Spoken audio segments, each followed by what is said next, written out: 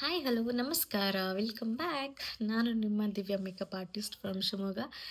So ಎಲ್ಲರೂ ಹೇಗಿದ್ದೀರಾ, ಆರಾಮಿದ್ದೀರಾ ಅಂತ ಭಾವಿಸ್ತೀನಿ. ಆ್ಯಂಡ್ ನಾನು ಈ ವಿಡಿಯೋ ಮಾಡ್ತಿರೋ ಉದ್ದೇಶ ಏನು ಅಂದರೆ, ನಮ್ಮ upcoming brides and non brides ಅವರಿಗೆ simple makeup kit basic needs ಏನೇನು ಬೇಕಾಗುತ್ತೆ ಅಂತ, ಕಿಟ್ಟಲ್ಲಿ ಏನೇನು ಇಟ್ಕೋಬಹುದು ಅನ್ನೋದಕ್ಕೆ ಈ ವಿಡಿಯೋ ಮಾಡ್ತಾ ಇದ್ದೀನಿ. ಸೊ ಸ್ಕಿಪ್ ಮಾಡದೆ ನೋಡ್ಕೊಂಡು ಬನ್ನಿ, ಓಕೆನಾ.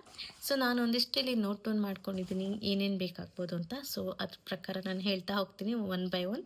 ಸೊ ನೀವು ನೋಟ್ ಮಾಡ್ಕೊಳ್ಳಿ ಆರ್ ಈ ವಿಡಿಯೋನ ಸೇವ್ ಮಾಡ್ಕೊಳ್ಳಿ, ಓಕೆನಾ. ಸೊ ಫಸ್ಟ್ ಬಂದು ನಮ್ಮ ಪರ್ಸ್ನಲ್ ಕೂಮ್ ಬೇಕಾಗುತ್ತೆ ತಲೆ ಬಾಚ್ಕೊಳ್ಳೋದಕ್ಕೆ. ಸೊ ನಿಮ್ಮ ಪರ್ಸ್ನಲ್ ಕೂಮ್ ಅಂತ ಇಟ್ಕೊಳ್ಳಿ, ಬೇರೆಯವ್ರದ್ದೆಲ್ಲ ಯೂಸ್ ಮಾಡೋದಕ್ಕಿಂತ ಬೆಟರ್ ನಮ್ಮದನ್ನು ನಾವು ಯೂಸ್ ಮಾಡೋದು ತುಂಬ ಇಂಪಾರ್ಟೆಂಟ್ ಅಲ್ವಾ. ಸೊ ಬೆಟರ್ ಅದು. ಸೊ ಕೂಮ್ ಒಂದು ಕ್ಯಾರಿ ಮಾಡಿ. And next hair pins and sari pins very important. Hair pins ಎಲ್ಲ ನಿಮಗೆ ಓನಾಗಿ ಹಾಕ್ಕೊಳ್ಳೋಕೆ ಬೇಕಾಗುತ್ತೆ, ಯಾಕಂದ್ರೆ ಸ್ಯಾರಿ ಪಿನ್ಸ್ಗಳು ಬೇಕು. ಯಾರೊಬ್ರಿಗೆ ಕೇಳ್ತಾರೆ ಪಾಪ ಬೇಕಾದಾಗ, ಸೊ ಅವ್ರಿಗೂ ಕೂಡ ನಾವು ಹೆಲ್ಪ್ ಮಾಡ್ಬೋದು. So hair pins and sari ಪಿನ್ಸ್ಗಳನ್ನ ಕ್ಯಾರಿ ಮಾಡಿ. And next coconut oil. ಏನಪ್ಪ ಇವರು ಕೊಕೊನಟ್ ಆಯಿಲ್ ಎಲ್ಲ ಹೇಳ್ತಾ ಇದ್ದಾರೆ ಅಂತ ಅಂದ್ಕೊಂಡ್ರಾ? ಸೊ ಇದು ಇಂಪಾರ್ಟೆಂಟ್. ಯಾಕೆ ಅಂದರೆ ನಮ್ಮ ಬ್ರೈಡ್ಸ್ ಏನಿರ್ತಾರೆ ಅವರಿಗೆ ಅರಿಶಿನ ಶಾಸ್ತ್ರ ಅಂತ ಮಾಡ್ತಾರೆ. ಸೊ ಆವಾಗ ಕೆಲವೊಬ್ಬರು ಡ್ರೈ ಸ್ಕಿನ್ ಮತ್ತು ಸೆನ್ಸಿಟಿವ್ ಸ್ಕಿನ್ ಇರೋರಿಗೆ ಸ್ವಲ್ಪ ಇಚ್ಚಿಂಗ್ ಆಗೋದು ಅಥವಾ ಬರ್ನಿಂಗ್ ಸೆನ್ಸೇಷನ್ ಆಗೋದು, ಸೊ ಈ ಥರ ಪ್ರಾಬ್ಲಮ್ಸ್ ಆಗುತ್ತೆ. ಸೊ ಆವಾಗ ನೀವು ಸ್ವಲ್ಪ ಫೇಸ್ ವಾಶ್ ಆದ ನಂತರ ಕೊಕೊನಟ್ ಆಯಿಲ್ ಅಪ್ಲೈ ಮಾಡಿ ಮಲ್ಕೊಂಡ್ರೆ so it's feel very cool ಆಗಿರುತ್ತೆ. ಹಾಗೆ ತುಂಬ ಆರಾಮ್ ಅನಿಸುತ್ತೆ, ಇಚ್ಚಿಂಗ್ ಸೆನ್ಸೇಷನ್ ಎಲ್ಲ ಕಡಿಮೆ ಆಗುತ್ತೆ, ಓಕೆನಾ. ಸೊ ನೆಕ್ಸ್ಟ್ ಬಂದು face wash. Face wash is very important guys. Soap ಆಗಲಿ ಫೇಸ್ ವಾಶ್ ಆಗಲಿ ಅದನ್ನೊಂದು ಕ್ಯಾರಿ ಮಾಡಿ. And then moisturiser is very very important, ಓಕೆನಾ.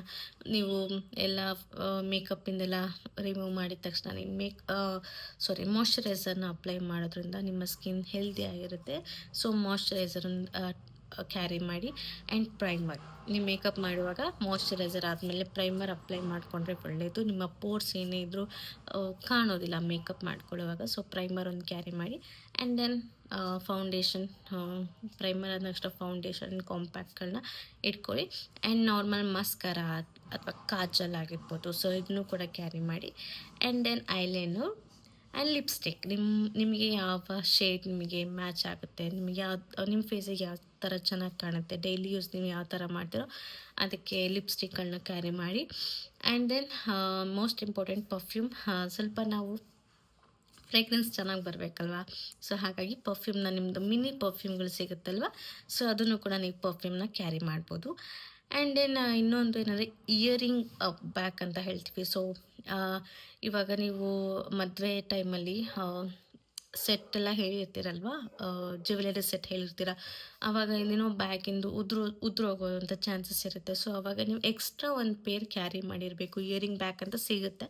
ಸೊ ಅದನ್ನು ಒಂದು ಕ್ಯಾರಿ ಮಾಡ್ಕೊಳ್ಳಿ, ಒಂದು 4-5 ಕ್ಯಾರಿ ಮಾಡಿ ಇಟ್ಕೊಳ್ಳಿ. ಸೊ ನಿಮಗೆ ಇವಾಗ ತುಂಬ ಹೆಲ್ಪ್ ಆಗುತ್ತೆ, ಓಕೆನಾ. And then wet wipes is very important. Wet wipes ಇಟ್ಕೊಳ್ಳಿ, ಹಾಗೆ ಟಿಶ್ಯೂ ಪೇಪರ್ಸ್ಗಳನ್ನ ಇಟ್ಕೊಳ್ಳಿ. ವೆಟ್ ವೈಪ್ಸ್ ಏನಕ್ಕೆ ಅಂತ ಅಂದರೆ, ಈಗ ಮೇಕಪ್ ಆದ ನಂತರ ಮೇಕಪ್ ರಿಮೂವ್ ಮಾಡಬೇಕಾಗತ್ತೆ. ಕೆಲವೊಬ್ರ ಹತ್ರ ಮೇಕಪ್ ರಿಮೂವರ್ ಏನೂ ಇರೋದಿಲ್ಲ. ಸೊ ಹಾಗಾಗಿ ವೆಟ್ ವೈಪ್ಸಿಂದನೂ ನಾವು ರಿಮೂವ್ ಮಾಡ್ಬೋದು. ಆ್ಯಂಡ್ ಕೊಕೊನಟ್ ಆಯಿಲಿಂದನೂ ರಿಮೂವ್ ಮಾಡ್ಬೋದು. ಹೇಗೆಂದರೆ ಎಣ್ಣೆ ಮಸಾಜ್ ಮಾಡಿ ಕಾಟನ್ನಿಂದ ಅಥವಾ ಟಿಶ್ಯೂ ಪೇಪರಿಂದ ರಿಮೂವ್ ಮಾಡಿದರೆ ಆರಾಮಾಗಿ ಮೇಕಪ್ ಬರುತ್ತೆ. ಸೊ ಇದನ್ನು ಕ್ಯಾರಿ ಮಾಡಿ. ಆ್ಯಂಡ್ ದೆನ್ ಟಿಶ್ಯೂ ಪೇಪರ್ಗಳು ಗೊತ್ತಿದೆಯಲ್ಲ, ಸೊ ಅದನ್ನು ಕ್ಯಾರಿ ಮಾಡಿ. ಹಾಗೆ ಸ್ವೆಟ್ ಪ್ಯಾಡ್ಸ್. ನಿಮ್ಮ ಹೆವಿ ವರ್ಕ್ ಬ್ಲೌಸಸ್ಗಳು ಹಾಳಾಗಬಾರ್ದು ಅಂದರೆ sweat pads is very important. ಇಲ್ಲಾಂದರೆ ಅದು ಸ್ವೆಟ್ ಆಗಿ ಬ್ಲೌಸೇ ಫುಲ್ ಹಾಳಾಗಿ ಹೋಗ್ಬಿಡುತ್ತೆ.